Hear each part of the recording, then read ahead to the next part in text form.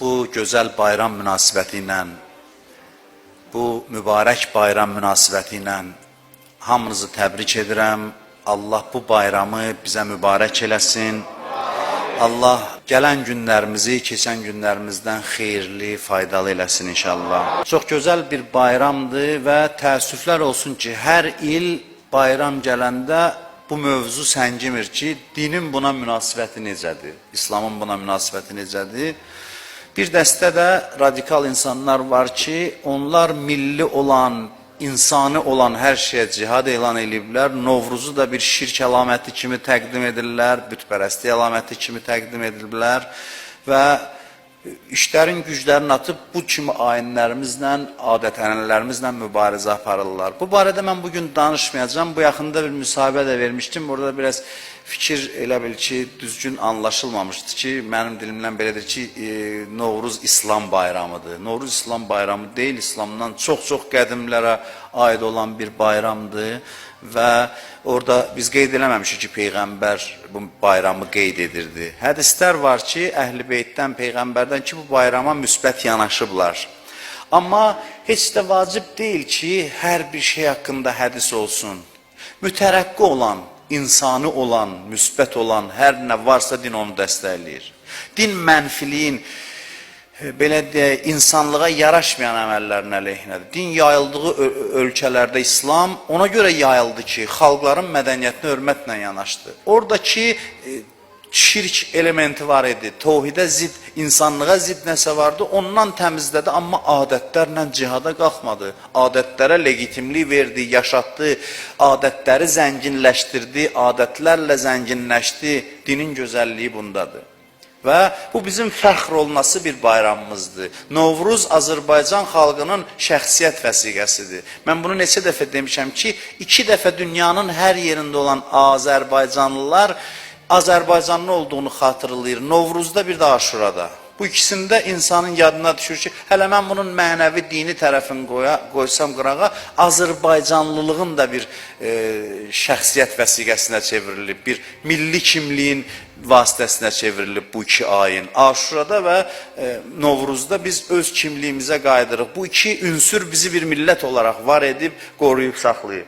Və çox da böyük bir mədəniyyət göstəricisidir. İlin ən gözəl vaxtı yeni il üçün Novruz günüdür. Təbiətlə həmahəngdir. Gecənin gündüzün bərabər olduğu.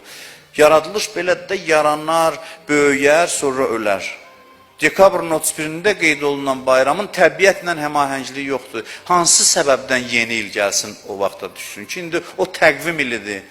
Onda da təbrik etmək olar insanları, təqvim ilidir. Amma bu bayramın gözəlliyi budur ki, daha ülvi dəyərlərlə bağlıdır, bir məntiqə əsaslanır, ədalət dəyərlərini tərənnüm edir, gözəl bir bayramdır. İnsanları bir-birinə yaxınlaşdırır, mehribanlaşdırır. Xalqımızın gözəl Novruz adətləri var. Ölmüş insanları, dünyasını dəyişmişləri yad edirik, bir-birimizin evinə gedirik, bayram süfrələri açırıq, bayram münasibəti ilə təbrik edirik, küsənlər barışır, hamısı gözəllikdir. Haradasa da xurafat varsa onu da tərk eləmək lazımdır. O şeylər ki, bizim inkişafımıza mane olur, o adətlərə ikəlli yapışmağımız da lazım deyil. O adətlərdən də imtina etmək olar. Bizi bu gün inkişafdan saxlayan, istənilən şeydən biz imtina eləmək haqqına sahibi. Amma Novruz ancaq tərəqqiyə səbəb olan, inkişafa səbəb olan bir insanlıq bayramıdır, bir mənəviyyat bayramıdır. Mən istəyirəm bu bayramla bağlı bir neçə dəqiqə danışım. Bayramla bağlı deyəndə daha doğrusu dolayısıyla bayramla əlaqəli istəyirəm danışım. Bayram bir şadlıq zamanıdır. İstəyirəm biraz şadlıq mövzusuna işarə edeyim.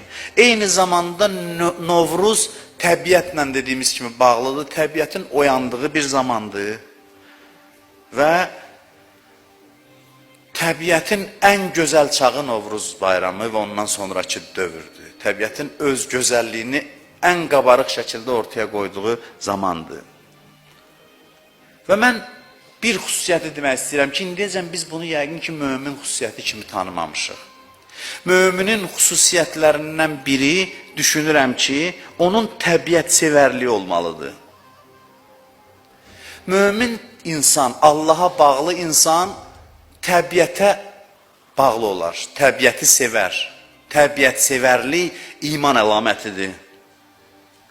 Biz iman əlaməti deyəndə ancaq namaz, oruz düşünürük. İman geniş bir sahədir, geniş bir xüsusiyyətdir. Müminin əlaməti indiyə qədər eşitmişdiniz ki, təbiətsevərlik olsun. Mən bu iddianı eləyirəm.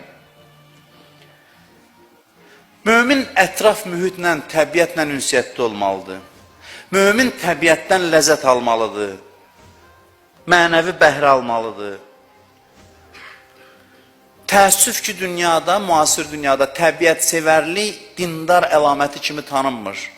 Əksinə bəzən elə çıxır ki, dindar olmayanlar daha çox təbiətsevərdir.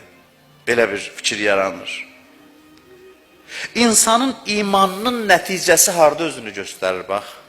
Mən sizə sual verirəm. Bir adamın imanının nəticəsi harada özünü göstərir? İmanının nəticəsi orada özünü göstərir ki, insan varlığa aşiq olur. Rəssamın əsərinə baxır, sevir də onundur, hər şey onundur. Onun yaratdığı əzəmətdir. Hərdən elə bilirlər ki, din dili dünyadan uzaq ol, elə bir din dili ağaclarla düşmən ol, otlarla düşmən ol, dağlarla. Dünya bu deyil, dünya sənin içində olan xəbisliklərdir. Onun adı dünya. Dünya sənin egoizmindir. Pislənən dünya Allahın gözəl əsərləri deyil ki, Allah deyir, yaratmışam, amma bu ağaclardan acığın gəlsin, meşə ilə düşmən ol, dənizlə dava elə və bu olsun möminlik əlaməti. Bu deyil, bu gülməlidir bu cür yanaşmalar ki, belə də başa düşmüş indiyə qədər.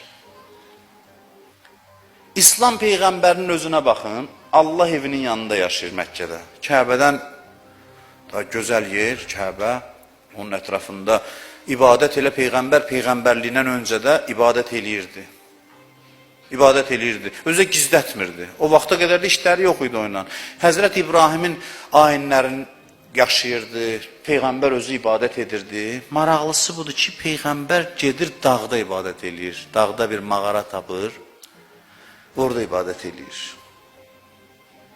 Peyğəmbəri dağın zirvəsinə qaldıran nədir, ora çəkib aparan nədir, mən sizə sual verirəm.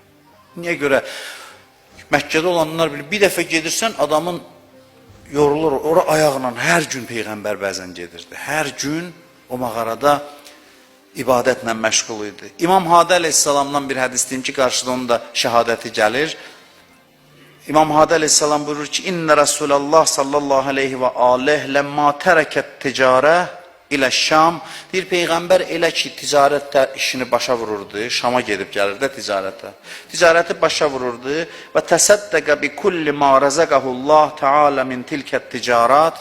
Deyir, qazandığını Allah yolunda verirdi, xərcləyirdi, xeyir işlərə. Ondan sonra nə inirdi? Kənə yəqdu kullə yevmin ilə Hira. Yəsədu. Hər gün Hira dağına çıxırdı, Hiraya gedirdi, hər gün. Niyə gedirdi ora Peyğəmbər? Nə inirdi orada? Yənzuru min quləlihi ilə asari rəhmətillah. Onun qülləsinə çıxırdı, zirvəsindən. Allahın rəhmət əsərlərini, əlamətlərini müşahidə edirdi, baxırdı. Və ənva'a əcaibi rəhməti.